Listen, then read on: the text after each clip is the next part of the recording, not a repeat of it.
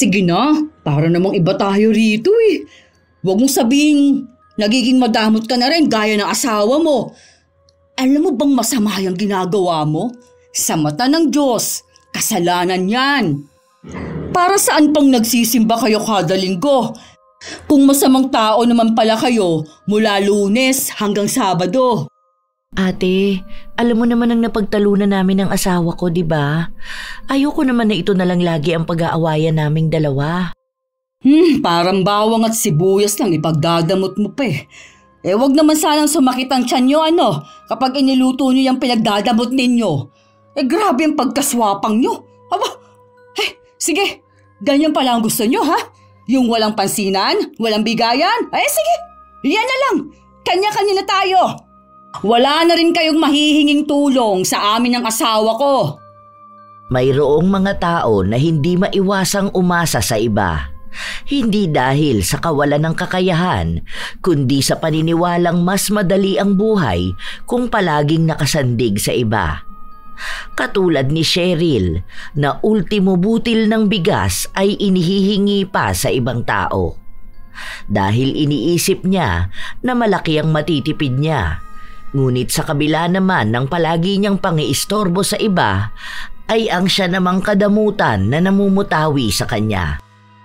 May magbabago pa kaya kung masusubukan niyang tumayo sa sarili niyang mga paa o sadyang mas mangingibabaw ang kasamaan sa kanya sa kabila ng pagiging mabuting tao ng iba tungo sa kanya?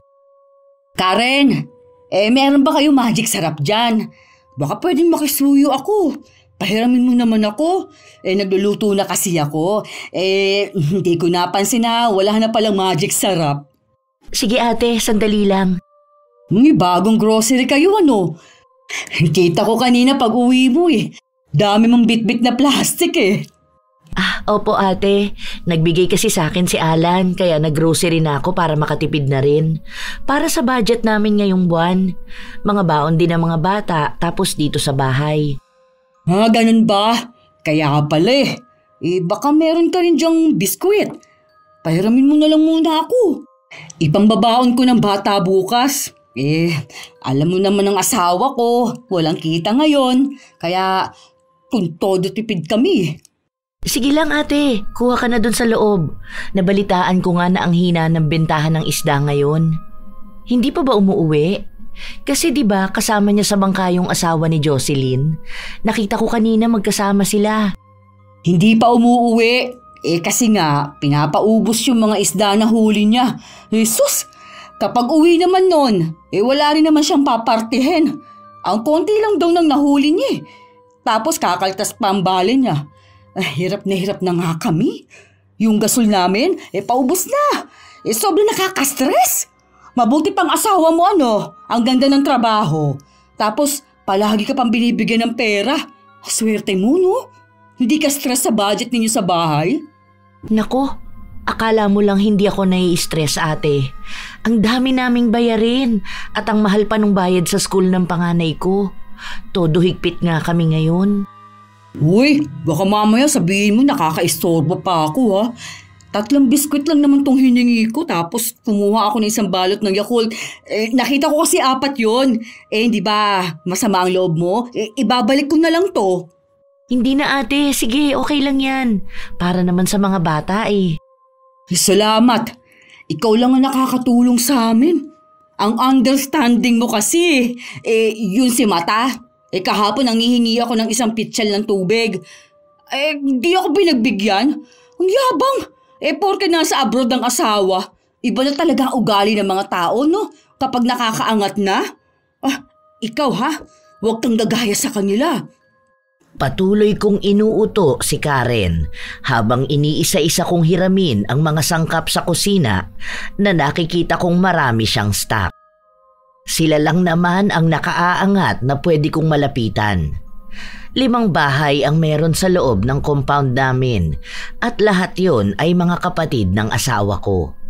Meron na rin silang kanya-kanyang pamilya at ang asawa ni Karen na si Alan ang may pinakamagandang kitaan. Sila lang ang madalas kong malapitan dahil yung bahay namin ay magkadikit lang talaga. Kinabukasan, habang hinahanda ko ang kanin na isasangag ko, napansin ko na wala na pala kaming mantika. Kaya pinapunta ko ang anak ko sa bahay ni na Karen para manghingi ng mantika. Matapos kong magluto, napansin kong wala na pala kaming toyo para pansawsawan. Kaya pinatakbo ko ulit ang anak ko para manghingi ng toyo, kalamansi at sili. Mabilis naman magbigay si Karen dahil hindi rin naman siya pwedeng tumanggi. Panganay sa magkakapatid ang asawa ko. Yung iba lang talaga ang masasama ang ugali, pati asin pinagdadamot pa sa akin. Nang makapasok na ang mga bata, napansin ko na maglalaba si Karen. Dahil inaayos niya ang washing machine nila na nakalagay sa labas ng bahay. Maglalaba ka? Ay, oo te, mga puti. Wala na kasing uniform ang mga bata eh. Saka pati na rin uniform ni Alan. Wow, ang sipag mo talaga. Pagkatapos mo maglaba, sabihan mo ko ha. Makikisalang na rin ako. Sayang naman ang sabon sa washing mo kung itatapon mo na agad eh. Sige ate, pero maglalagay ako ng Sunrox na puti ah. Huwag mo lagyan ng dekolor ang ipapasalang mo. Baka kasi magpatsi-patsi yan. Tawagin na lang kita ha. Hinintay kong matapos ang unang salang niya at nang umalis siya, inilagay ko na ang mga damit namin. Nagulat pa si Karen nang makita niyang nakasalang na ang mga labahin namin kahit na hindi niya pa naman ako sinasabihan. Bakit ka naglagay agad ate? Hindi pa ako tapos, may 2 pa akong damit na isasalang. Ang tagal mo kasi kaya sinalang ko na. Gusto mo isabay mo na lang din kasi kaunti lang naman yan oh. Damit lang yan ng 2 bata. Makikisabay na lang rin sa banlaw ha. Saka pababad sa downy ha. Yung violet ang downy nyo, di ba? Bangon yan eh, sobra. Bigyan na lang kita ng pambanlaw mo ate. Kailangan ko kasing unahin tong sa uniform ng asawa ko eh. Uuwi na yun mamaya, kaya dapat matapos na ako sa paglalaba. Baka kasi hindi matuyo. Naku, sira pa naman ang dryer namin. Hoy, ano ba yan? Ang tamad mo naman. Makikisabay lang naman ang labahin eh. Siguro, nasusulsulan ka na ni Matano. Parang nagiging pareho na kayo na ugali eh. Akala ko pa naman iba ka sa kanila. Eh, hindi naman sa tamad ako. Pero damit yan ng mga anak mo ate. Damit na mga pamangkin mo. Parang makikisabay lang eh. Eh para saan ba na magbabanlaw ka rin naman? Akin na nga.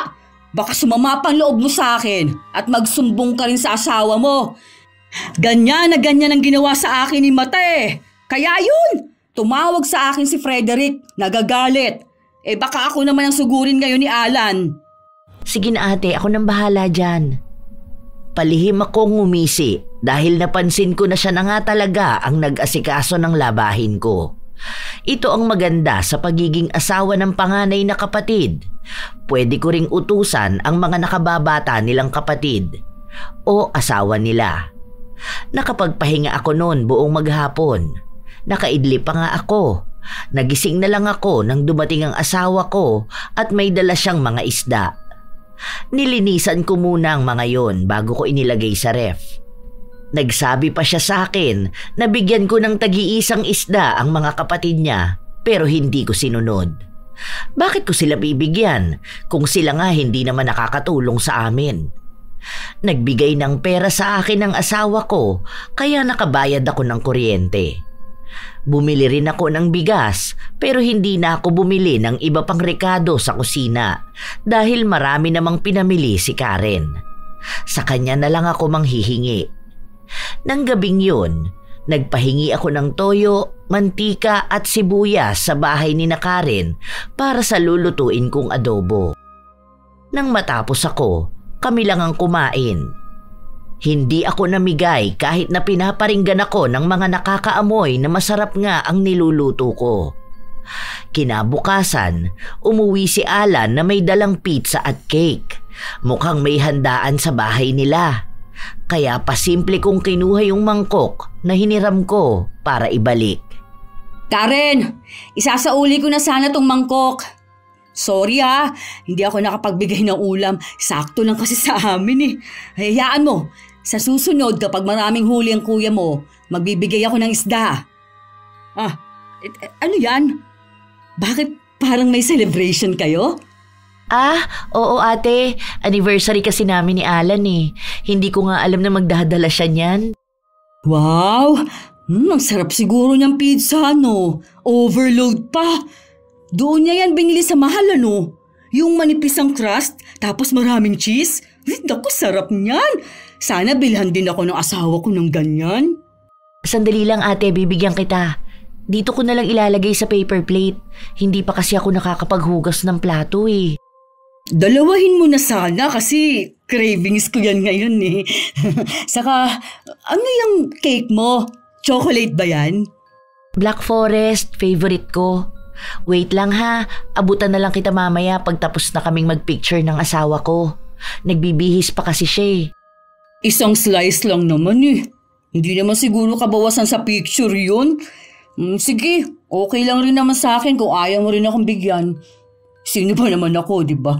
Nagsasauli lang naman ako ng mangkok eh. Abutan na lang kita mamaya ate. Malapit ka lang naman eh. Saka hindi naman namin to basta mauubos. Magbibigay rin kami mamaya sa mga kapitbahay. Ikaw ang una kong aabutan. Okay, sige. Kung yan talaga ang gusto mo, enjoy mo na lang yan. Baka mas mabusog ka kapag pati yung kaunting slice na ibibigay mo sa akin eh, kakainin mo pa. Ay, wait lang pala ate. Eto na, bibigyan na kita. Alam kong hindi ako matitiis ni Karen dahil mabilis siyang maawa. Sobrang saya ko nang makabalik ako sa bahay. Kinain ko lahat ng bigay sa akin dahil ako lang naman mag-isa sa bahay.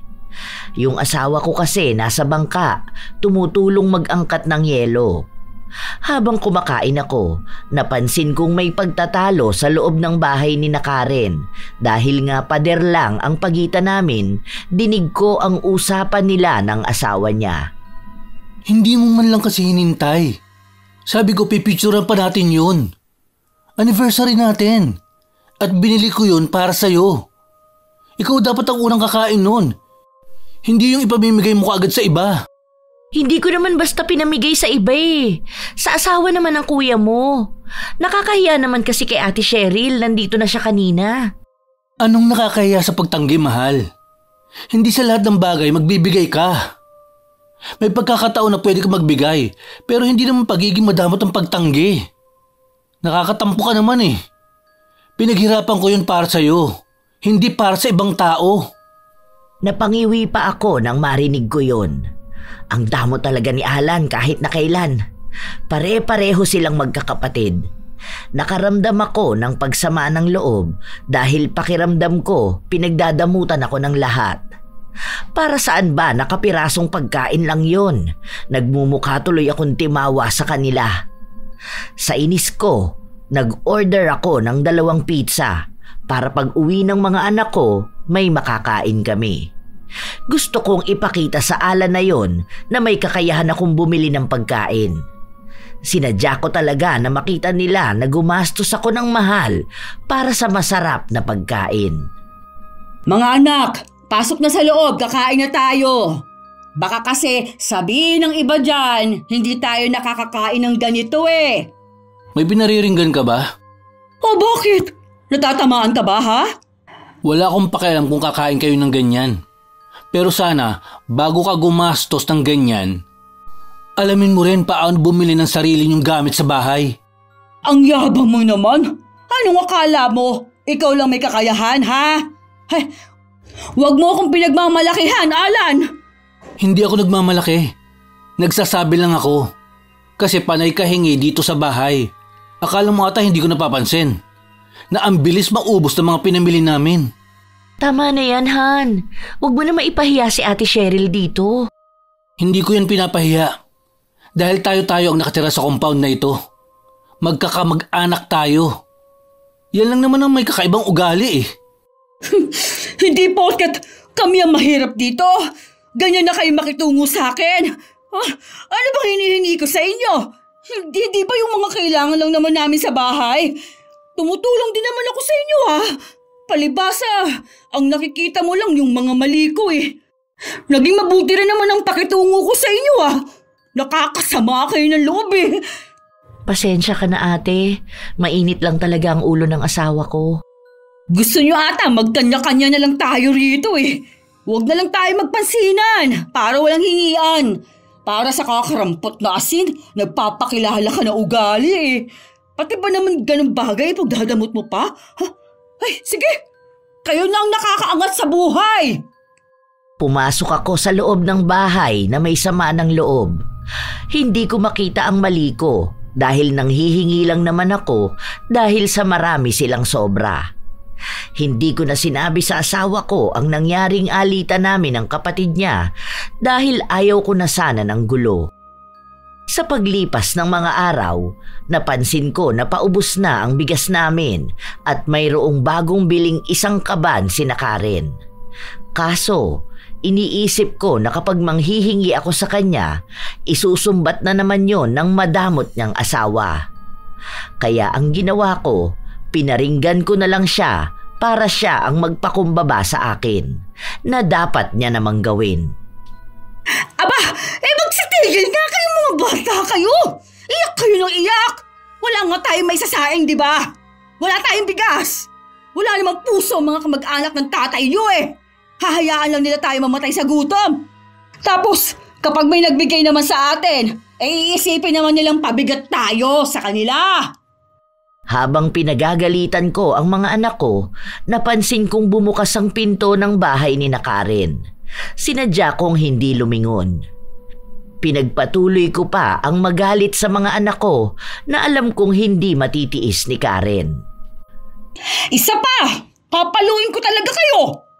Mamaya na kayo kumain! Kapag nakabalin na ang tatay nyo, magluluto ako ng lugaw.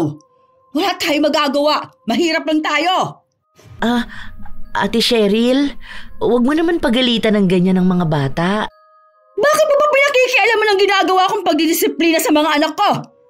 Pinapamukha ko lang sa kanila na mahirap kami at kapag nakakaramdam sila ng gutom, huwag silang umiiyak dahil wala namang tutulong sa amin, di ba? Bakit ba hindi pa kumakain ng mga bata? Kanina pa ba yan? Baka magkasakit sila. Wala nga kaming makain. Anong ipapakain ko? Wala kaming bigas. Sandali lang, magtataka lang ako para makapagsaing na kayo. Wag na. Baka hindi rin naman yan malunok, no? Dahil baka masama ang loob nyo magbigay. Hayaan ko na lang na magutom ang mga bata. Mamaya pa niyan awayin pa ako ng asawa mo. Nakakahiya naman masyado. Hindi ko naman sasabihin sa kanya. Para sa mga bata naman eh. Hindi naman nun matitiis sa mga pamangkin niya. Para makakain na rin sila. Kawawa naman eh. Kahit naman pagalitan mo yung mga bata, hindi naman yan titigil kung kumakalam talaga ang sikmura nila. Ano namang gagawin namin sa bigas kung wala rin naman kaming magiging ulam? Buti sana kung magbibigay ka ng skinless longganisa sa amin. Kasi kanina nakita ko may order ka. Baon ng mga bata yun bukas eh. Pero sige, para lang makakain na kayo. Kapag may iba pa kayong kailangan, magsabi lang kayo ha. Kaysa naman nagtitiis kayo sa gutom. Pakunwari pa ako na ayaw kong tanggapin ang ibinibigay ni Karen para siya ang pumilit sa akin. Humingi rin siya ng tawad sa nagawa ng asawa niya. Pero ang sabi ko, hindi ko alam kung kailan ako magpapatawad. Bigyan niya pa ako ng panahon para maghilom ang sakit na dinala sa akin ni Alan. Sa mga sumunod na araw, bumalik na ang pagiging malapit namin ni Karen. Natututunan ko na rin silang patawarin. Karen, baka meron ka dyan tubig. Isang pitsa lang. Wala kasi kaming nabili kanina. Wala akong pera pambili ng tubig. Sana nagsabi ka kanina ate, para pinasabay na kita ng deliver ng tubig. Ito, bigyan kita ng 50, bili ka ng tubig nyo. Bukas pa naman yun eh, pero kuha ka na rin ng isang pitsil. Salamat talaga Karen, bait mo talaga. Hindi ko alam kung bakit mo pinatulan si Alan. Alam mo ba na bata pa lang yon, masama na ugali nun. Madamot yun eh, mabuti na lang. Hindi ka nahawa sa kanya. Huwag kang magbabago ha. Pinagpapala ang mga mababait na kagaya mo. Mabait naman ang asawa ko ate. Ganun lang talaga ang ugali niya. Kasi nga, gipit din kami sa pera. Tapos kailangan namin magtipid. Nagugulat lang siya kung bakit ang bilis maubos ng grocery namin. Hindi naman ako ang nagsabi sa kanya yung kapatid niya. Napapansin daw kasi na palagi na lang sa bahay ang takbuhan mo. Hulaan ko kung sino nagsumbong sa kanya. Si Kulot yan ano? Yun lang naman ng intrimitida niyang kapatid. Palagi na lang akong napapansin. Hindi niya sinabi sa akin. Kinakausap ko naman siya tungkol dyan. Kasi nga kako, kakarampot lang din naman ang hinihingi sa amin. Kaya nga magkakatabi ang bahay natin para nagkakatulungan tayo. Correct ka dyan. Yun din namang naisip ng mga magulang nila. Kaya nagbigay ng bahay sa kanila na magkakatabi para may matatakbuhan. Kaso, ikaw lang ang nakakaintindi sa akin Hanggat kaya namin, magbibigay ako. Huwag lang masyadong sobra at kapag alam kong hindi napasok sa budget namin. Nang matapos ang usapan namin ni Karen, bumalik na ako sa bahay. Agad kong tinawag ang anak ko para pabilhin ng sigarilyo gamit ang pera na bigay sa akin ni Karen. May nahingi naman akong tubig Sasapat naman yun ngayong araw. Tapos kapag naubusan kami, pwede naman akong manghingi pa bukas. Hindi naman marunong tumanggi si Karen at madali lang ding mauto. Sa paglipas ng mga araw, nabuhay kami sa pagkain ni Karen dahil siya rin naman ang kusang nagbibigay ng ulam sa amin. Pati nga merienda ng mga bata. Hanggang sa dumating ulit ang asawa ko, nagbigay siya sa akin ng pera pambili ng pagkain at ibang gastusin sa bahay. Bala ko sanang mag-grocery pero napansin ko na karton-karton na naman ang pinamili ni Karen. Nang makita ko yon, alam kong may mahihingian na naman ako ng tulong. Bumili na lang ulit ako ng bigas dahil may ulam naman kami buong linggo dahil sa uwing isda ng asawa ko. Naku, ubos na pala yung binigay ni Karen ng mantika. Sandali nga, makahingi nga muna. Nene! Punta ka nga kay Tita Karen mo. Sabihin mo, pahiram daw muna ng mantika si Mama.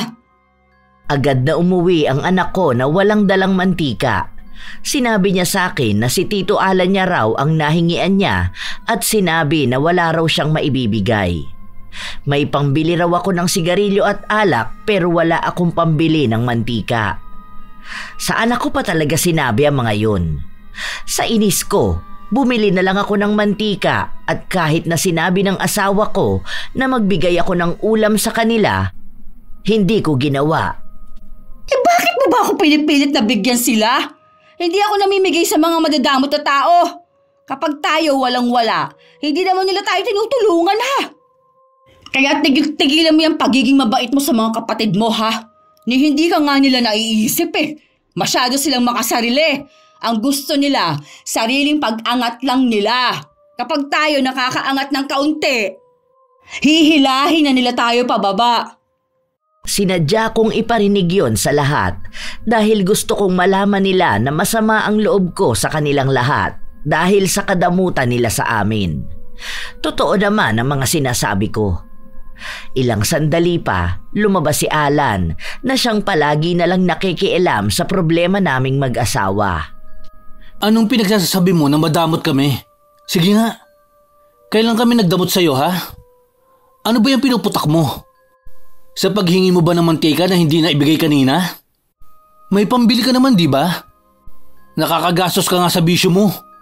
Tapos sa pangangailangan sa bahay niyo wala. Ang bastos mo talaga Hindi ka talaga marunong gumalang. Ang kapal na mukha mo sabihin sa akin yan akala mo yata kung sino ka Huwag mong pakialaman ang bisyo ko dahil hindi ninyo pera ang pinapambili ko. Hindi namin pera pero yung mga pagkain naman namin ang inuubos mo. Yan pa unti-unti mong paghingi ng mantika, toyo, asin at asukal. Alam mo bang nakakaapekto sa pag-budget namin? Imbis na matitipid namin, nauubos ka agad dahil sa kahihingi mo. Akala mo ata yung grocery namin, grocery mo rin. Kapag alam mong meron kami, sa amin na lang lahat. May pera ka naman, di ba? May pera ang asawa mo. Bakit hindi yun ang gamitin mo? Hindi yung nabubuhay ka sa panayhingi. Hindi kami nagdadamot.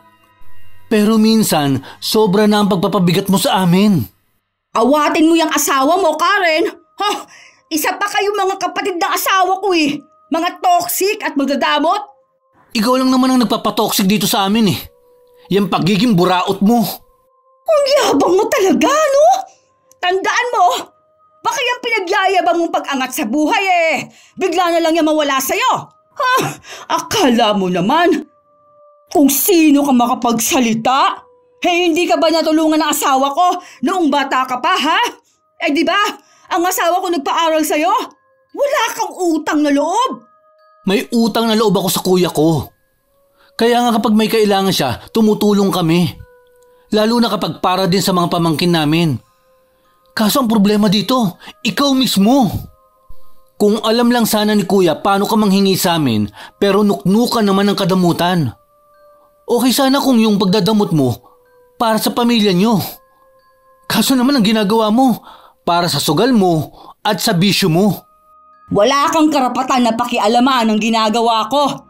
Naglilibang lang ako dahil deserved ko yon. Tama na yan. Huwag na kayong mag-away para sa ganyang bagay. Naririnig pa ng mga bata ang pinag-uusapan ninyo. Tama na yan. Ganyan! Makinig ka sa asawa mo. Hindi yung palagi kang galit sa akin kahit naman wala akong ginagawang masama. Mabuti pa yung asawa mo eh. Marunong umunawa ng sitwasyon. Pasensya ka na sa nangyayari, ate. Problemado kasi kami ngayon sa pera, kaya mainit ang ulo ng asawa ko. May problema naman pala kayo. Tapos akong pagbubuntungan niya ng galit. Aba, mali naman yun. Kausapin mo yung asawa mo, ha? At baka hindi ko na yan matansya. Ha, gulo talaga. Kung hindi ka lang mabait, naku Karen, matagal lang supalpal yung asawa mo. Sa sobrang bait nga ng asawa ko, sinasamantala mo. Kapag wala ako, saka ka bibiran ng hingi dito sa bahay. Sana naman magkaroon ka ng hiya. Kung gusto mo na palalain tong away na to, pagbibigyan kita. Ano ba? Tama na nga sinabi. Tara na sa loob, huwag mo na tong palalain. Mag-usap muna tayo. Kahit na ayaw pumasok ni Alan sa loob ng bahay nila, napilit pa rin siya ng asawa niya.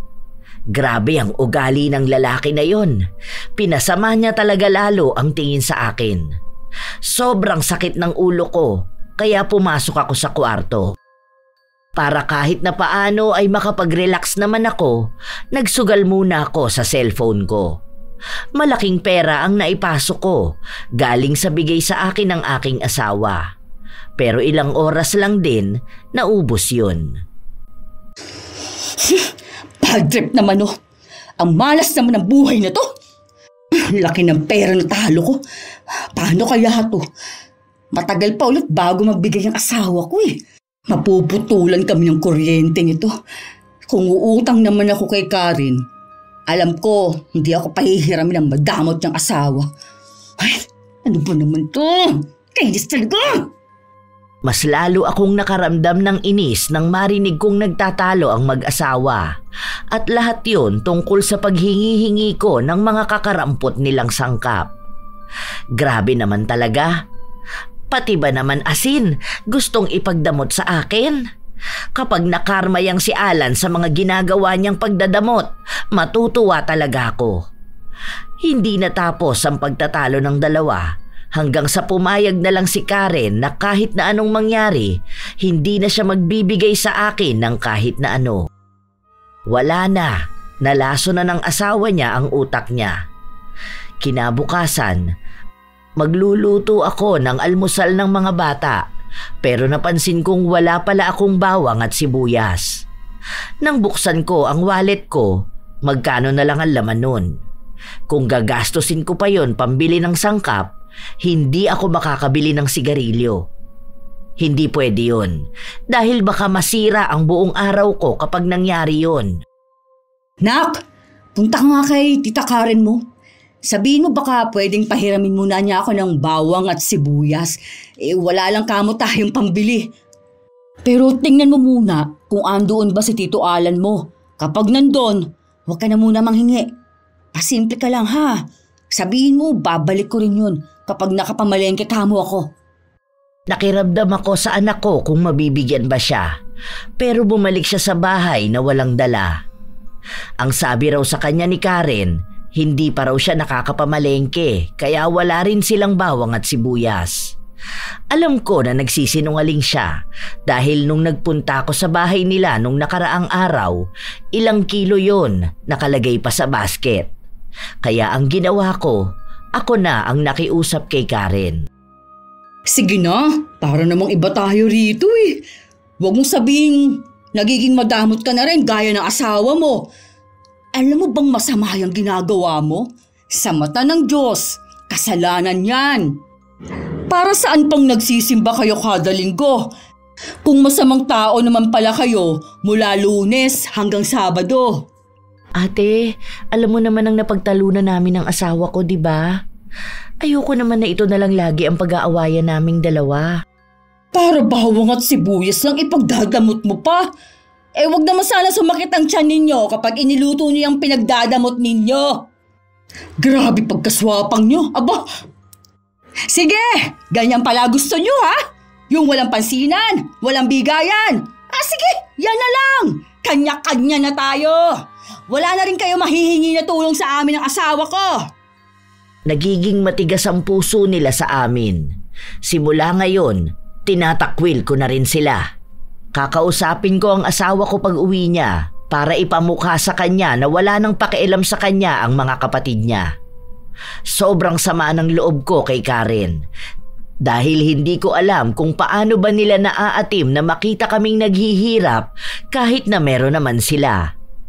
Nakaya ko ang pagsikapan ang buong linggo namin hanggang sa dumating ulit ang asawa ko.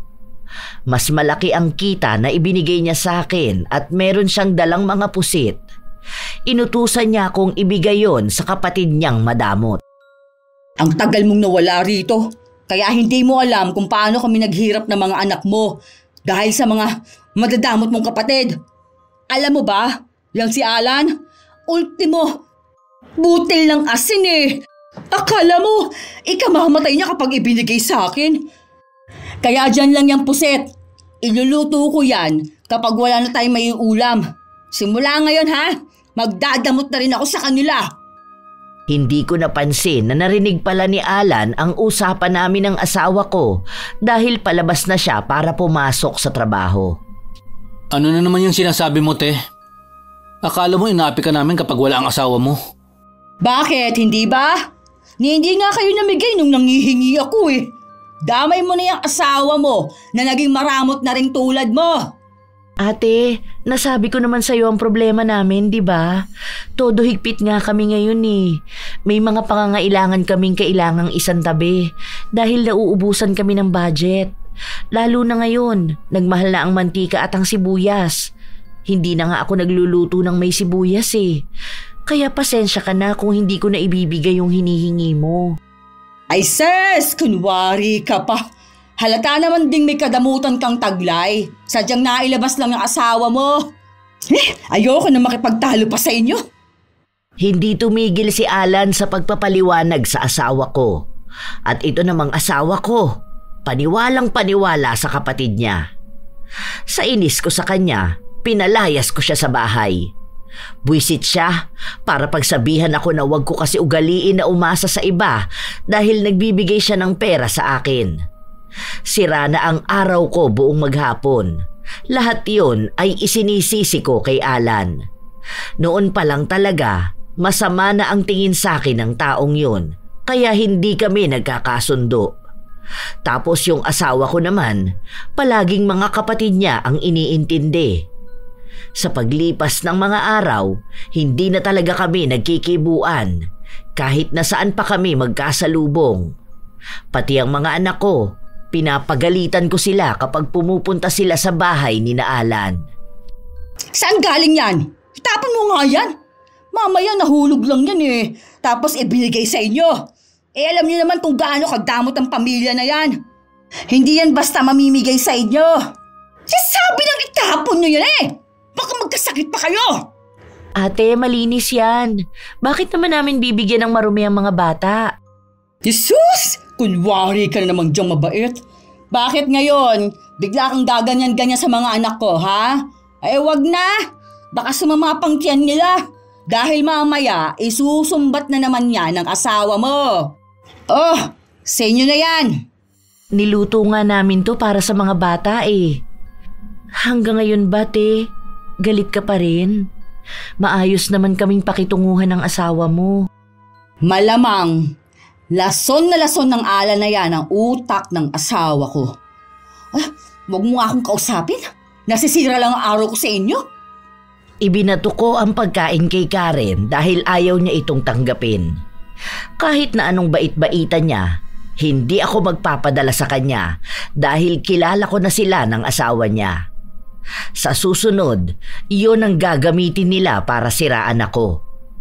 1 linggo ang lumipas nang bigla na lang kaming naputulan ng kuryente. Nakalimutan ko palang magbayad dahil nagastos ko na ang pera na bigay ng asawa ko. Hindi pwedeng umuwi yon na wala kaming kuryente at kawawa naman ang mga bata. Mainit pa naman ang panahon. Dahil wala pa akong ipambabayad para makabitan kami ng kuryente, nagpunta ako kina Karen para sana makisuyo. Kaso, naroon naman ang asawa niya. Kahit na 1 linggo lang, hanggang sa makabalik ang kuya mo. Hindi naman siguro mahal ang dagdag na kuryente nyo, no? Kaunti lang naman ang gamit namin eh. Huwag nyo na lang buksan ang aircon. Saka kapag wala naman kayong pinapanood, pakipatay ang TV. Pansin ko kasi, kahit na wala namang nanonood, nakabukas yun. Tapos yung ilaw nyo, lagi pang nakabukas. Grabe naman yan. Bakit ikaw pang magmamando sa akin kung anong gagawin ko sa bahay ko? Alam mong mainit, hindi ko bubuksan ang aircon? Swapang talaga nito, no? Pati pagpapakabit ng kuryente ayaw mo? O anong ugali yan? Hindi ate, ang ibig sabihin ng asawa ko, para sana makatipid tayo. Alam naman natin na mahal ang bayad sa kuryente, di ba? Pagiging practical lang din ate. Baka kasi biglang tumaas ang bill namin eh. Hindi na! Sabihin niyo na lang kung ayaw ninyo. Ang dami niyong paliwanag dyan. Hindi na talaga kayo makatulong sa amin, ano? Hindi na kayo naawa, ha? Sa mga bata? Mainit? Tapos walang kaming kuryente? Sobra na to. Intindihin mo rin sana ate. Nakikisuyo naman kami na magtipid ka. Hindi naman namin sinabi na hindi namin kayo papakabitin. Hindi na! Hindi ko na nga kailangan yung tulong nyo. Sumasama pala loob nyo eh. Sa simpleng pakisuyo ko. Maayos naman ako nakikipag-usap sa inyo eh. Hala, wag na. Baka ikamatay nyo pa kapag tumulong kayo. Gagawan ko na lang to ng paraan. Hinabol pa ako ni Karen para pilitin ako na makikabit na sa kanila, pero ayaw ko na. Kahit lumuhod siya sa harapan ko, hindi ko na siya pakikinggan. Wala na silang ibang dinala sa pamilya namin kundi sama ng loob. Makikikabit lang ng kuryente, sila pa ang magsasabi kung ano lang ang pwede kong gamitin. Sana wag mangyari sa kanila to dahil hindi ko rin sila tutulungan. Nagsanla ako ng gamit para lang makalikom ng pera na ipambabayad sa kuryente. Sa paglipas ng mga araw, mas lalo akong nakakaramdam ng galit kay Alan at sa pamilya niya. Gusto ko siyang pahirapan para naman bumaba ang tingin niya sa sarili niya dahil masyado siyang mayabang. Hindi ko alam kung paano ako umabot sa punto na naghahanap na ako ng mangkukulam na pwedeng gumalaw sa kanya. Ito na lang din ang naiisip kong paraan para makaganti sa kanila. Gusto ko yung mahihirapan talaga siya. Sandali. Huwag na si Alan. Si Karen na lang siguro. Para mas lalong mahirapan si Alan. Mahal na mahal nun ng asawa niya. Baka ikamatay niya kapag nalaman niyang walang lunas yung sakit ni Karen. Ganon ang gusto ko. Yung sagad na sa kaluluwa ang pagpapahirap sa kanya. Detalyado kong ibinigay sa mangkukulam ang lahat ng alam ko tungkol kay Karen. May dala rin akong gamit niya na siyang naging pangunahing sangkap para sa ritual. Mabuti na lang donation lang ang ibibigay sa mangkukulam, kaya nakapagbigay ako ng maliit na halaga. Nang makauwi ako, Nasa lubong ko pa si Karen na nagmamadaling umuwi sa kanila. Oh, saan ka galing? Hinatid ko lang sa kanto ang kapatid ko. Pumasyal kasi kanina eh. Ay, naku, nakalimutan ko, may pinapakulo pala ako sa bahay. Ay, sige ate, una na ako ha. Pinagmamasdan ko siya. Mukhang normal pa naman siya. Siguro hindi pa ngayon gagana ang kulam na pinagawa ko sa kanya. Kinabukasan, nagising ako dahil sa isang iyak. Nagulat ako dahil akala ko kung anong kaguluhan ang nangyayari. Yun pala, galing sa bahay ni na Karen. Napangisi ako nang maisip ko na baka ngayon na nangyayari ang ritual na pinagawa ko. Gusto kong makita mismo ng mga mata ko ang nangyayari sa babae na yon. Huwag mo masyadong hawakan. Ang sakit. Ang sabi ko naman sa'yo, magdahan-dahan ka eh. Mamaya mamamaga pa to. Mamaya ipapahilot natin yan. Ipapatawag ko si Ate Sonia. Sandali lang. Ang sakit kapag ginagalaw. Hayaan na lang muna natin. Anong hayaan? Hindi pwede na nakaupo ka lang sa simento. Lalo ka lang malalamigan yan.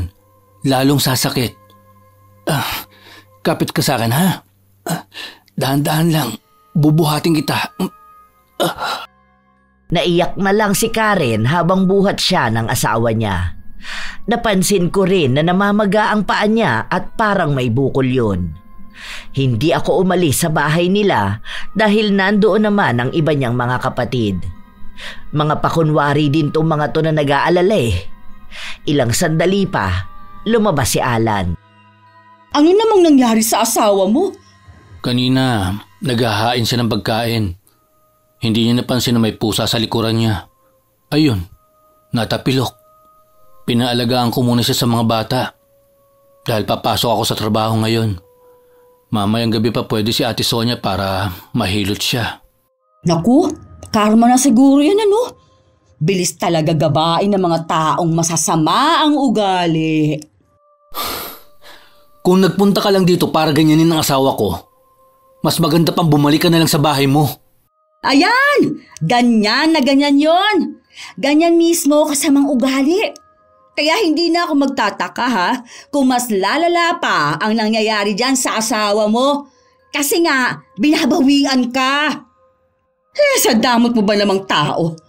O ngayon, malalaman mo na kung bakit kailangan mo magpakumbaba sa iba at kung paano tumulong sa ibang tao. Te, please lang. Huwag ngayon. Nakikiusap ako sa'yo. Huwag mong simulan ng gulo. Hanggat may respeto pa ako natitira para sa'yo. Huwag mong ubusin. Naku, sus! Kunwari pang nire-respeto ako. Ewan ko na lang talaga. Basta, deserve makarma ang mga masasama ang ugali. Alam kong nagagalit na si Alan sa mga sinasabi ko, kaya umalis na ako at umuwi sa bahay. Kahit naman anong gawin nilang pagpapahilot kay Karen, wala naman silang mapapalay. Hindi yun gagaling. Habang lumilipas ang mga araw, lalong lumalala ang sakit na nararamdaman ni Karen. Kahit 10 oras ng gabi, naririnig ko siyang umiiyak. Istorbo na nga sa tulog ko. Ilang manghihilot na rin ang tinawag nila pero wala pa rin nakapagpapagaling kay Karen. Yon ang gusto ko dahil nakikita kong nahihirapan si Alan. Hindi na siya gaanong nakakapasok sa trabaho kaya nababawasan na rin ang kita nila. Apektado talaga ang kabuhayan nila. Sa mga nakikita ko, masaya na ako. Basta ang gagawin ko na lang, magsugal sa cellphone ko. Saka na lang siguro ako magsusugal ng totoong baraha kapag natuluyan na yan si Karen. Ilang araw pa ang lumipas. Nang makauwi ang asawa ko, tinulungan niya ang kapatid niya na dalhin sa ospital ang asawa nito. Hindi niya naibigay sa akin ang buo ang pera dahil sabi niya siya ang nagbayad sa sasakyan noong dalhin si Karen sa ospital. Ano ba naman yan? Ay sus, hindi ka nag-iisip talaga no? Inuuna mo pa silang tulungan? Oh, Ano mapapala mo kapag tinulungan mong kapatid mo, ha? Baka akala mo superhero ka. Nagtalo kami ng asawa ko dahil sa mga sinabi ko. Ang hirap kasi sa kanya, mas nangingibabaw ang awa sa ibang tao. Kung yung mga tao nga na yun, hindi naaawa sa amin. Hindi ako papayag na libre lang ang pagtulong ng asawa ko kaya babawian ko sila. Nang kinabukasang pumasok si Alan sa trabaho, nagpunta ako sa bahay nila para tingnan ang pwede kong makuha. Bago ako pumunta sa kusina, nakita ko si Karen na nakaupo sa sofa nila. Nilapitan ko siya para tignan ang kanyang kalagayan. Ano ba naman yan? Namamaga na ang paa mo. Hindi pa ba yan puputulin? Tapos nangangayayat ka na. Uy, nakakakain ka pa ba? Nakakain mo pa ba yung mga pagkain na pinagdadamot mo sa akin? Huwag naman sana ngayon, ate. Nakikita mo na nga na nahihirapan ako eh. Kitang-kita ko nga eh. At ang saya nga. Yan na kasi ang karma ninyong mag-asawa. Akala nyo kasi magiging masaya kayo habang buhay, habang may ibang tao na nahihirapan. Nako, wala ka ng pag-asa, Karen. Siguro mas maganda kung magbigti ka na lang. Isipin mo ha, nahihirapan na sa iyong asawa mo, tapos yung mga anak mo rin. Hindi naman nakakatulong ang mga sinasabi mo sa akin. Kung alam mo lang kung paano ko nahihirapan. Nagkakaroon na nga ako ng depression dahil dito. Aba, depressed ka na pala? Magpakamatay ka na kaya? Hindi ka naman na rin talaga gagaling eh. Pinapatagal mo pa ang paghihirap ng pamilya mo kakaalaga sa'yo. Aba, ayoko na ng maraming daldalan pa. Naalala mo yung gastos ng asawa ko nung dinala ka sa ospital? Sisingilin ko yon ha. Kukuha na lang ako sa kusina. Nakita ko may isang bote ka pa ng mantika dun tapos yung mga toyo at suka na rin. Ay, naku, wala na rin pala kaming bigas. Kukuha na rin ako. Oh, baka sabihin mo, pambuburaot yon ha? Bayad lang yon sa gastos ng asawa ko. Aba, baka akala ninyo libre yon. Ano kayo, sinuswerte? Hindi na siya umapila pa sa sinabi ko. Tahimik lang siya na para bang ang daming gumugulo sa utak niya. Halos limasin ko ang laman ng kusina nila. Wala akong pakialam kung magagalit man si Alan. May ipapamuka ako sa kanya na ginawa ng asawa ko. Tingnan ko lang talaga kung makapagyabang pa siya sa akin. Nang kinagabihan na yon, narinig ko na lang ang sigaw ni Alan at humihingi siya ng tulong. Ang asawa ko ang agad na tumakbo sa bahay nila. Dahil nagkakagulo na, lumabas na rin ako para tignan ang nangyayari. Bakit bang iingay ninyo? Ikabidi! Sana naman respetuhin ninyo ang pahinga ng ibang tao. Oh, ano yan? Bakit bumubula ang bibig ng asawa mo? Uminom ba yan ng lason? Hindi ko alam kung anong nangyayari sa kanya. Naabutan ko na lang na ganyan siya. Tulungan niyo ako. Hindi ko alam ang gagawin ko kapag nawala ang asawa ko. Naku, di mag-asawa ka na lang ulit ng bago? Yung mas mabait. O kaya magbago ka na ng pag-uugali. Ay, hayaan mo na lang mamatay. Baka yun ang maging dahilan para hindi ka na maging madamot. Wala na rin namang pag-asa yung gumaling Naririnig mo bang sinasabi mo? Nababaliw ka na ba ha? Baka gusto mong ikaw ang patayin ko ngayon. Napasigaw ako matapos akong atakihin ni Alan. Mabuti na lang humarang ang asawa ko. Abat, loko ka! Talagang mamamatay tao ka na rin? Ay, grabe na yung pag-uugali mo, Alan! Ako pa ngayon ang grabe. Hindi mo man lang iniisip yung mga sinasabi mo. Ang tanda mo na, pero yung utak mo parang walang kinatandaan. Aba, bastos ka ha! Narinig niyo ba yung sinabi ng kapatid niyo, ha? Ang sama ng ugali. Kaya nagkakaganyan ng pamilya. Sa halip na maging mabuting tao ka na, para sana pakinggan ng Diyos ang panalangin mong pagalingin yung baldado mong asawa. Anong ginagawa mo? Mas dinaragdagan mong kasalanan mo. Ate Cheryl, utang na loob. Ako nang nakikiusap sa'yo. Kung alam mong hindi naman nakakabuti sa ibang tao ang pinagsasabi mo, huwag mo na sanang sabihin pa. May utak ka naman sana. Para malaman kung tama ba yun o mali. Nasa edad ka na. Hindi para turuan pa. Oo, dahil hindi rin naman ako papayag na pagsasalitaan mo ako ng ganyan. Ang kapal naman na mukha mo. Totoo mga sinasabi ko ha. Prangka lang akong tao. Hindi na rin naman gagaling ang asawa mo eh. Asya, magsama kayong maghirap habang buhay. Buwisit to. Hinila ko ang asawa ko pauwi sa bahay. Nagkaroon pa kami ng pagtatalo dahil gusto niyang bumalik kay Alan para damayan yon.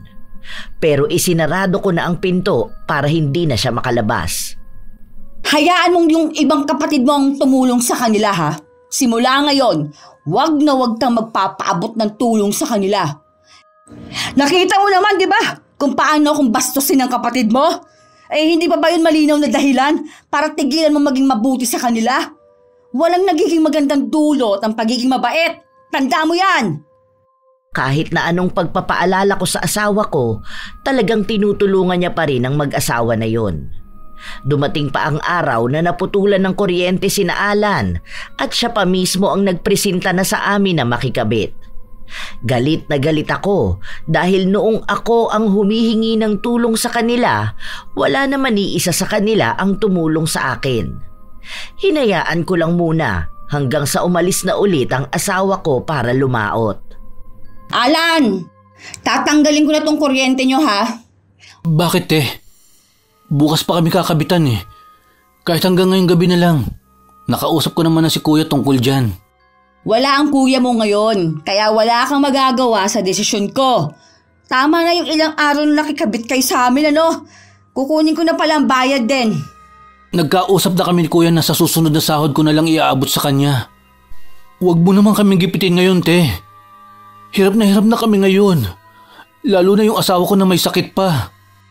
Bakit ba kasi asawa kong takbuhan ninyo? Kapag ako may kailangan, hindi naman kayo nagmamagandang loob, di ba? Hindi ako naaawa sa inyo, hoy. Kahit dyan sa asawa mo. Tama lang yung nangyayari na yan. Ayoko makipagtalo sa'yo, Sana naman respetuhin mo rin kami. Gumagawa pa rin kami ng paraan para gumaling si Karen. Tapos naapektuhan pa ang mental health niya. Pabigat na pala masyado yan sa inyo bakit hindi nyo pa hayaang magpakamatay? Magdahan-dahan ka sa pananalita mo, Hindi ka naman nakakatulong sa sitwasyon, lalo mo lang pinalalala. Hindi ko man hinihiling na maranasan mo, pero sana huwag mangyari sa'yo. Para hindi mo maramdaman yung nararamdaman ng pamilya namin. Talagang nananalangin ka palang masama para sa pamilya ko? Hindi ko pinapanalangin, Sinasabi ko lang. Dahil ayaw ko rin na may makaranas pa ng kahit sino sa inyo. Mahirap ang ganitong sitwasyon. Kung alam lang sana ng kapatid mo kung gaano ka kademonyo, hindi na yung tutulong sa inyo. Mapagkunwari ka kapag kaharap ang asawa ko, pero bastos ka. Kapag akong kausap mo, tatanggalan ko na kayo ng kuryente ha? At kailangan ko ng pera ngayon. Kapag hindi mo yan ibinigay, ipababarangay kita. Tinotoo ko ang sinabi ko sa kanya.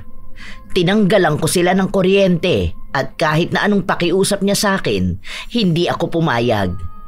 Manigas sila sa paghihirap para mas lalo nilang maramdaman ang galit ko. Dahil hindi ako mapilit ni Alan, doon siya sa iba niyang kapatid lumapit at hindi naman tumanggi ang mga yon. Ngayon nagtutulungan sila, pero kapag sa akin, wala silang awa. Sana pala pinakulam ko na lang din silang lahat para magsabay-sabay sila sa paghihirap. Mga buwisit sila. Ano na? Nasa na yung bayad mo sa ilang araw mong nakikabit ng kuryente? Pasensya ka na talaga, Wala pa talaga akong pera rito. Ipambibili ko to ng bigas namin. Wala kaming maisasaing ngayon. Ay hindi, kailangan ko yan ngayon eh. Kami naman ang walang makakain ano. Hindi ko na problema ng pamilya nyo. Kung gusto mo, manghingi ka na lang ng bahaw sa mga kapatid mo. Yun ang ipakain mo sa mga anak mo. Mukhang hindi siya makapaniwala sa sinabi ko, kaya inagaw ko ang pera na nasa kamay niya.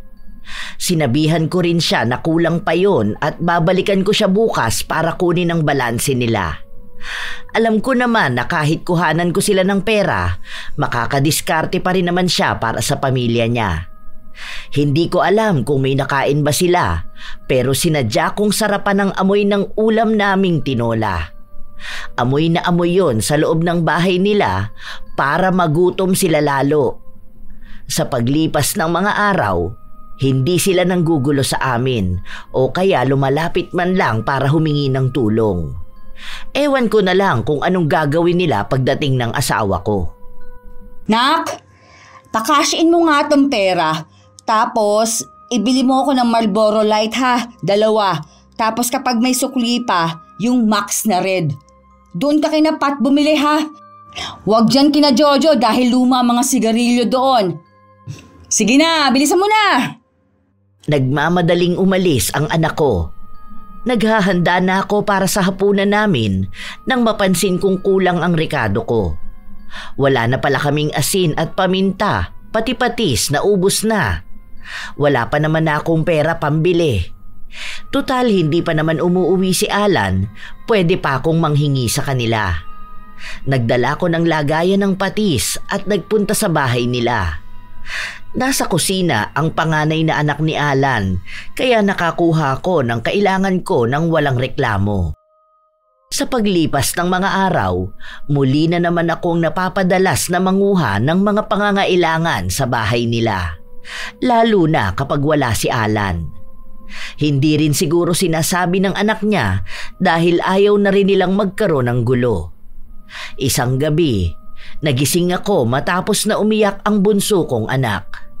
Binuksan ko ang ilaw para tingnan kung ano ba ang nangyayari sa kanya. Ano ba? Bakit ba iyak ka na iyak dyan? Halika nga rito. Ano ba nangyari sa'yo ha? Itinuro niya ang paa niya at sinabi na namamanhid yun.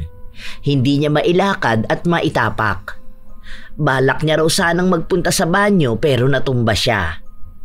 Hinilot ko ang paa niya matapos ko siyang buhatin pagkatapos niyang umihi.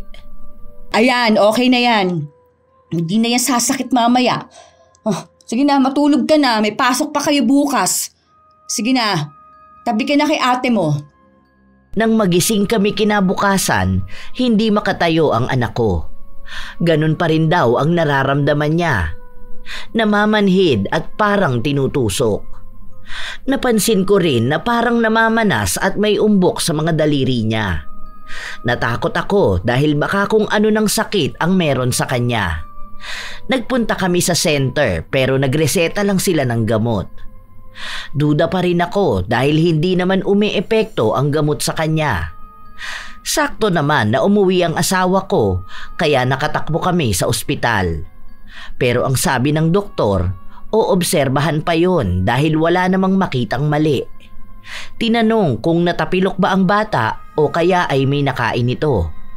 Ang daming tanong pero nawawala na ako sa katinoan. Nagpunta pa nga roon si Alan para samahan ang asawa kong mag-asikaso sa ospital.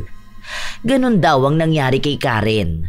Doon lang biglang pumasok sa utak ko ang nangyayari sa asawa ni Alan. Inuwi ko ang anak ko kahit na ayaw ng asawa ko.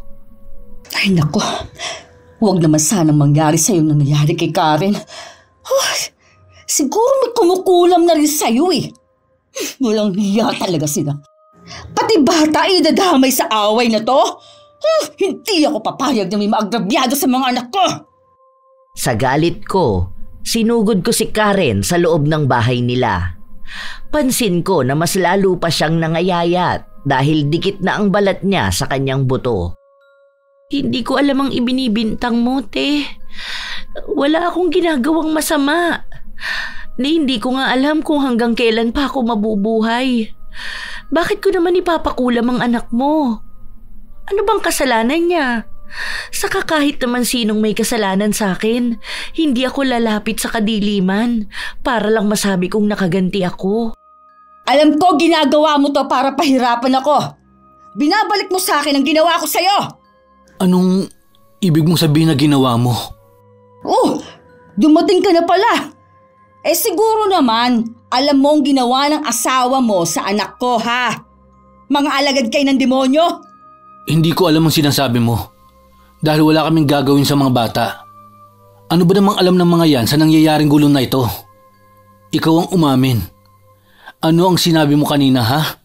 Huwag mong baliktarin ang sitwasyon! Ibig sabihin, ikaw ang nagpakulam sa asawa ko. Alam mo ba na nagpatulong pa ako sa katrabaho ko para humanap ng albularyo? Huwag mo akong pagbintangan! Hindi ko kinukulam yung asawa mo, ha? Baka ikaw! Ayan! Kasasabi mo lang na galing ka sa albularyo, di ba? Paano kung pinakulam mo ang anak ko? Kaya pala, ang bait mo sa kanya nitong mga nakaraang araw. May masama ka na palang balak? Ayan na, ha? Nakikita mo na ang ginagawa ng mga kapatid mo, ha? Sa anak natin? Baka maging tanga ka pa, ha? Sa pagkampi sa kanila. Hindi ko nga pinakulam ang pamangkin ko. Ano bang mahirap intindihin doon? Ang ginawa ko lang, pinagamot ko ang asawa ko. At ang sabi ng albularyo na pwedeng bumalik sa nagpakulam ang sumpa. Hindi ko naman akalain na ikaw yun. At mukhang ngayon, sa anak mo naman bumabalik. Bakit mo kasi ginawa? Kung ayaw mo naman palang gawin din sa'yo. Hindi natapos ang bangayan namin hanggang sa nauwi na ito sa sakitan. Hindi ko napigilan na pagsasampalin si Alan pero hindi siya lumalaban sa akin. Inawat ako ng asawa ko para iuwi sa bahay. Kaya ang nangyari, kami naman ang nag-away. Nagpapakatanga ka na naman diyan sa mga katwiran ng kapatid mo. Hindi totoo ang sinasabi niya na akong nagpakulam sa asawa niya. Siyang gumaganti sa atin eh. Dahil noon pa lang, inggit na yan sa atin. Utang na loob naman. Ako naman ang kampihan mo ngayon. Nang araw na yon, sinamahan ako ng asawa ko na magpunta kami sa isang albularyo para maipatingin ang anak namin. Sinabi niya sa akin na kapag napatunayan na si Alan nga ang gumagawa nun, papatayin niya mismo sa harapan ko ang kapatid niya. Nang makausap namin ang albularyo, sinabi nito na hindi raw dulot ng kulam ang nangyayari sa anak ko. Kabayaran yon ng pakikipag-ugnayan ko sa kadiliman. Maaari daw na may pinagalaw ako sa mahinang mangkukulam at nang matalo yon, sa akin ibinato ang lahat. Ang pagbabalik daw na yon ay nakaugnay sa isa sa mga mahal ko sa buhay at maaaring ang bunso ko ang nakakuha nun. Naniniwala ka sa sinasabi ng matandang yan? Siguro binayaran yan ni Alan. Hindi ako nagpakulam kay Karen. Sila ang may kasalanan, hindi ako. Hindi ako pinaniwalaan ng asawa ko. Nang hingi siya ng tulong sa albularyo para mapagamot ang anak namin. Makakaya naman daw yun, pero baka mahirapan siya kung ako mismo hindi makawala sa kadiliman na pinasok ko. Hindi ako pumayag sa mga inuutos niya sa akin dahil ayaw ko rin pakawalan si Karen. Mag-isa akong bumalik sa mangkukulam na nakausap ko para ituloy na ang pagpatay kay Karen, pero tumanggi na siya sa akin. Ayaw niyang gawin dahil kapag nagkamali siya, baka siya naman ang mamatay. Pinalayas lang ako ng mangkukulam. Ilang araw pa ang lumipas, nabalitaan ko na kahit paano nagiging maayos na ang kalagayan ni Karen. Pero mas lalo namang lumalala ang sa anak ko. Bakit tayo pang mas nahihirapan? Samantalang ang mga masasamang tao, unti-unting nagiging masaya? Anak ko, laban ka lang ha. Gagaling ka rin. Gagawa ng paraan si Mama. Igaganti rin kita sa mga taong yon. Ang papa nyo kasi, mas kampe sa mga kalaban natin. Kinausap ako ng asawa ko at sinabing baka pwedeng isuko ko na ang anumang ginagawa ko kay Karen dahil lahat yon ay sa anak namin mapupunta. Pero nanatili akong matigas. Ayoko maging mas masaya ang pamilya na yon. Humahanap lang ako ng iba pang mangkukulam na pwedeng gumalaw sa kanila. Gagantihan ko sila. Buong pamilya sila magdurusa. Hindi na nakakapasok sa paaralan ng anak ko dahil sa kalagayan niya. Hindi na rin siya kumakain at kung ano-ano nang sinasabi. Para bang nawawala na siya sa katinoan, kaya maging ako halos mabaliw na rin. Umalis ang asawa ko para maglaot dahil hindi pwedeng manatili lang siya sa bahay dahil pag nagkataon, pare-pareho kaming mamamatay sa gutom. Habang inaasikaso ko ang anak ko, may kumatok sa pinto namin. Agad ko rin naman yung binuksan. Anong ginagawa mo rito? Ano? Gusto mo bang makita kung paano nagdurusa, ha? Ang anak ko? Baka yun na magpapasaya sa'yo, ano? Wala akong ibang intensyon, te. Magdadala lang ako ng ulam. At itong mga prutas para sa mga bata. Bakit bigla kang bumait? Hindi na yan mapagtatakpan ng kasamaan mo. Yang pagpapanggap mo mabuting tao, kailanman hindi niyan mahuhugasan ang maitim mong budhe. Ayoko ng away dahil alam ko ang pakiramdam ng nahihirapan ng ganyan. Naaawa ako sa pamangkin ko dahil hindi niya naman ginusto na magkaganyan siya, di ba? Wala rin naman sa amin na naisip na pwede palang maranasan niya ang sakit na pinaranas mo sa asawa ko. Ang bata pa niya, te. Para magdusa ng ganyan. Ayun na nga eh. Ang bata niya pa para ipakulam mo. Sagad na talagang kasamaan mo. Kahit na anong pilit mong ibintang sa akin yan, alam nating pareho kung sino ba ang may mali. Ang kailangan na lang siguro tanggapin mo kung ano ang ginawa mo. Kahit na hindi ka humingi ng tawad sa amin. Kahit na hindi namin nakikita nagsisisi ka sa ginawa mo sa asawa ko. Na walang ibang ginawa kung hindi ang maging mabuti sa'yo. Basta sana, alam mo kung paano kumawala sa dilim na pinasok mo. Gawin mo yan hindi para sa amin, kundi para sa anak mo. Tignan mo kung anong mas matimbang. Ang galit ba na nararamdaman mo? O ang pagmamahal mo para sa pamilya mo? Hindi kami makakapagpalaya sa'yo, kundi ikaw mismo. Dahil ngayon, sarili mo na ang kalaban mo. Hindi ko kailangan ng mga ganyang salita mula sa'yo. Wala kang alam sa pinagdaraanan namin. Oh, ano, masaya na kayo, di ba? Gumagaling ng asawa mo eh. Gusto ko lang makatulong. Dahil para ito sa pamangkin ko.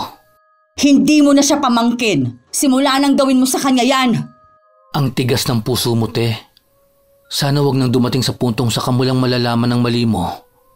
Kapag talagang huli na ang lahat. At wala ka nang pwede pang magawa para makalaya sa ganyang sitwasyon. Basta! Hindi ko kailangan ng tulong nyo! Iuwi mo yung binibigay mo sa akin dahil baka may lason pa yan at lahat kami rito mamatay! Hindi tumigil si Alan sa pagpapadala ng pagkain sa amin kahit na ilang beses ko pa siyang tanggihan. Pero dahil wala naman din kaming pera para pantusto sa mga bata, tinanggap ko na lang din ang mga ibinibigay niya. Kahit yung ibang mga kapatid ng asawa ko, tumutulong din sila sa amin. Wala akong naririnig na kahit na anong panunumbat mula sa kanila dahil ang palagi nilang sinasabi, gusto nilang maging maayos ang kalagayan ng anak ko. Sa paglipas ng mga araw, walang nagbabago sa kalagayan ng anak ko. Pero si Karen, medyo nagiging maayos na siya. Hindi ko alam kung bakit biglang isang araw parang natauhan ako sa mga sinabi ni Alan sa akin. Hindi ko alam kung paano ako hihingi ng tulong sa kanya kahit na alam kong malaki ang pagkakamali na nagawa ko sa pamilya niya, lalo na sa asawa niya. Hindi ko na maatim na makita ang anak kong nahihirapan at umiiyak sa tuwing nakakaramdam siya ng sakit. Hindi pa umuuwi ang asawa ko kaya wala akong maaya na samahan ako sa albularyo. Alan, andyan ka ba ngayon? Bakit, te? May kailangan ba kayo? Gutom na ba ang mga bata? Nagluluto pa lang ako eh. Hindi yon. May ipakikiusap sana ako sa'yo. Nahihiya ako pero kakapalan ko na mukha ko ha.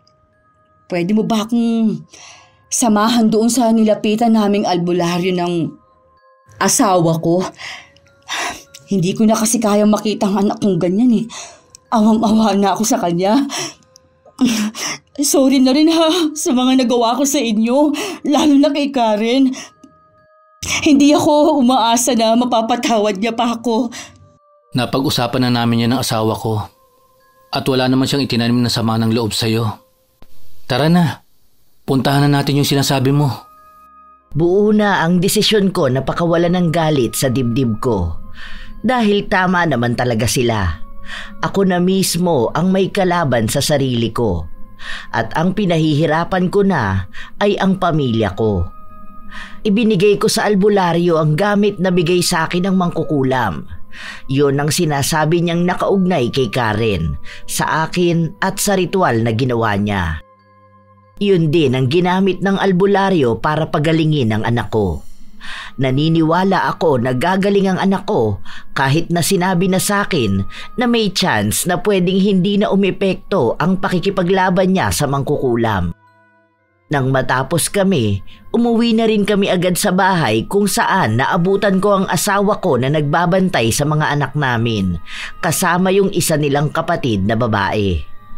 Hindi ko alam kung paano rin biglang luminaw ang mga mata ko para makita ang ginagawa ng mga taong yun sa paligid ko. Nabulag lang siguro talaga ako sa pagkakamali ko. Lumipas pa ang mga araw, wala kaming napansing pagbabago sa anak ko, kaya sobra kong sinisisi ang sarili ko. Dahil sa akin, kaya siya nagkaganoon. Ang sama kong ina. Hindi ko mapapatawad ang sarili ko kapag may masama mangyari sa anak ko. Ipagdasal natin palagi ang kaligtasan ng anak mo, ate. Huwag ka sumuko. Kailangan mong maging malakas para sa pamilya mo. Gagaling din siya. Sorry talaga sa mga nagawa ko sa'yo, ha? Tapos, ang bait mo pa rin sa akin. Wala na rin naman kasing magandang maidudulot kung magagalit ako sa'yo, ate. Saka naiintindihan naman kita. Ang gusto ko na lang din ngayon, maging maayos na ang anak mo. Nakikita ko rin naman na nagbabago ka na eh. May mga pagkakataon lang talaga na nabubulag ang isang tao dahil sa galit at inggit. Ang mahalaga, tinalikuran mo na yung ganong klase ng ugali. Hindi ko na napigilan pang maiyak dahil sa mga sinabing yun ni Karen. Punong-puno na ang emosyon ko kaya hindi ko na talaga kayang itago ang pagiging mahina ko. Mabuti na lang may mga taong gumagabay din sa akin. Totoo pala talaga na hindi ko kayang mabuhay nang wala sila dahil itong mga taong minsan kong kinagalitan, sila rin pala ang mga taong magbibigay ng lakas sa akin. Palagi akong sumasama kina Alan kapag magsisimba sila at alam kong pinapanalangin din nila ang kalagayan ng pamilya namin. Malaki ang nagbago sa ugali ko. Hindi na ako mabilis magalit. Mapagpasalamat na rin ako at mapagbigay. Magaan pala sa buhay ang ganito. Hanggang sa unti-unti ring nagbabago ang kalagayan ng anak ko. Mabagal man, pero napapansin na ang pagbabago sa kanya. Alam kong gumagaling na siya. Umabot pa ang ilang buwan nang tuluyan siyang naging maayos. Ang bilis lang ng panahon dahil maging si Karen, tuluyan na ring nakarecover. Para bang bumalik na sa ayos ang pamilya namin at ang samahan namin ni Alan. Wala akong narinig na kahit na anong sumbat sa kahit na sino. Nang dumating ang asawa ko, ang dami niyang dalang isda. Hindi na niya ako inutusan na bigyan ng mga kapatid niya dahil ako na mismo ang gumawa nun. Bawat bahay, pinamahagian ko ng biyaya namin. Dahil sa mga panahong akala kong walang tutulong sa amin, naroon sila. Huli ako nagpunta sa bahay ni Alan dahil sarado pa yun kanina. dahil buong pamilya nila ang umalis. Alan, ito pala isda. Uwi ng kuya mo. Mamaya magluluto ako ng puset ha. Pahingi na lang ako ng mangkok, lagayan na ulam. Wow! Ang sarap dito sa sinigang na maraming talbos ng kamote, no? Salamat, te. Kauwi lang namin. Galing kami sa bahay ng kapatid ni Karen. Birthday kasi nung anak. May dala kaming candies. Paabot na lang din sa mga bata. Salamat dito. Sige na, magluluto na ako. Baka kainin pa ng pusa yung pusit sa kusina. Di ka ba manghihiram ng bawang? Meron pa. Kabibili lang namin kahapon. Isang balot yon, kasama yung sibuyas. Sige, mamaya titignan ko kung anong kailangan ko. Baka wala kami suka eh. Papakuha na lang ako rito, ha? Sige, dala ka na lang ng paglalagyan. Sayang kapag bibili ka pa sa tindahan. Isang Marlboro Lights din yun at 2 Max. Ikaw, pasaway ka talaga. Tinatawanan na lang namin ang mga ganoong bagay dahil hindi na yun nawawala sa mga tuksuhan namin. Minsan, hindi naiiwasan na nanghihingi ako sa kanila lalo na kung walang-wala talaga kami. Pero hindi na yun katulad noon na halos sa kanila ko na kinukuha ang lahat. Kapag umuwi ang asawa ko, bumibili na ako ng para sa amin. Kapag sila naman ang may pangangailangan, nagbibigay rin ako kung meron din naman ako. Naging maayos ang lahat. Wala na yung inggitan, wala nang galit at nakakaintindi na rin ako ng pagtanggi. Dahil napagtanto ko na hindi naman talaga sila ang dapat nabubuhay sa pamilya ko. Ang anumang meron sila ay hindi namin pag-aari. Pati yung mga kapatid ng asawa ko, naging mabait na rin sa akin. May mga pagkakataon na hindi naiiwasan ng awayan pero agad din namang nagkakabati. Sobrang gaan sa pakiramdam dahil sa wakas, nabitawan ko rin ang masama kong gawain. Sa huli, napagtanto ko na sa kagustuhan kong hilahin ng iba pababa, ako rin pala mismo ang lulubog. Ngayon ko lang din talaga naunawaan na kailanman hindi makakabuti sa sino man ang paglapit sa dilim, lalo na ang pakikipag-ugnayan sa mangkukulam para lang may pahirapang iba. Sa mga ginawa kong yon, sa mga paninira ko, ako rin pala talaga ang unti-unting nawasak sa sarili ko at sa mga taong mahal ko. Tama si Alan, ang sarili kong galit ang mabigat kong kalaban. Ako lang din ang may kakayahang magpalaya sa aking sarili. Shout out sa ilan sa masusugid na tagapakinig ng mga istorya ni Lola Telang. Hi kay Raymart Afable, Mike James Tapak, Ami Yong, Ryzen Ryle, Arlene Torquiza, Florence Hervasio, Lapsi Mean, Julieta Ortega, Supladang Pasaway, Azenar Goodies, Karen Salut, Cheryl Bronyosa, hello kay Ate Aya, Daphne Alejandro, Asodicen Cerila, Joanna Enriquez, Inang Ausa at kay Rosmel Ausa, kay Rubelin Eneria at sa Eneria family. Kumusta kina Rachel Whitney, Josephine De Peñosa, Matt Sarol, Elma Bufete, Claire Lopez at sa mga kamag-anak niya sa Camarines Sur, kay Sara Valera, Rosalina Bogayong, Janisa Toledo, kina JC, Jace at Jason Ombao. Kumusta rin kina Roslyn Mangilin, Sydney Crosswind, Razon Yao, Maymay Paul, Dolly Grace Pelayo, Ara Lucas, Alia May Batang, Girly Satur at sa Siling Department ng Cosmo Malvar Batangas. Shout out kay Cheryl Mukbang ASMR, Lance MBB, Linda Marie Cowley, JR Marinas, Ilocana Vlog ng Qatar, Giona Condua, Hana Maylin Sesgundo, Vanessa Alfeche, Hi din kina Christian Gonhoran at sa Taiji Third Floor Bidders, kina Mary Hale Mateo, Teresa, Mila Flor, Hilda, Catherine, Nenita, Ken, Kent, Joanna, Leia, Mika, Jinel, kay Salen at Nelly.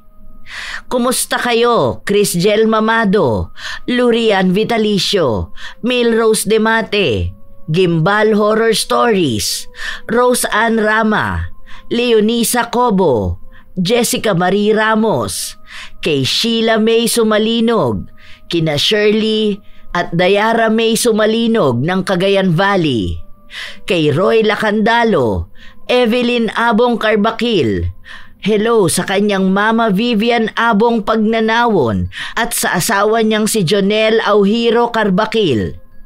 Kumusta kayo, Lydia Lopez, Joyce Roncal, Hazel Fiesta, Gina Veldad, MJJM Forever, Sheren Solero Masagka. Shout out kay Kimpoy Feliciano, Flor de Liza Valdez at sa mga magagandang mananahi ng Eskultura Garment, Ronnie Florencio, Ruby De Jesus, Bernard Mariano, Rowena Tagsip, Patrick Regalado. Shout out kina Jenny Visuco, Madzo Mamuwad, Mel Santarita, kay Prince Hendrix at sa kanyang kapatid na nasa Kuwait, si Arlene Manos at si Marlene M. Buhian from Emily Manos ng San Rafael, Bulacan. Hi kina Rose Ann Rama, Francisco Neng, Odessa Lejano, Raquel Hasegawa at sa asawa niyang si Mitsuru ng Osaka, Japan. Rodemay Panaligan, Maves Cepida at sa kanyang kaibigan na si Rosel, Chef M at sa kanyang mga boss sa Amira Boxes Handicrafts sa Laguna na sina Boss Rowel at Ate Mayra. Ito ang inyong Lola Telang at maraming salamat sa pakikinig, mga apo.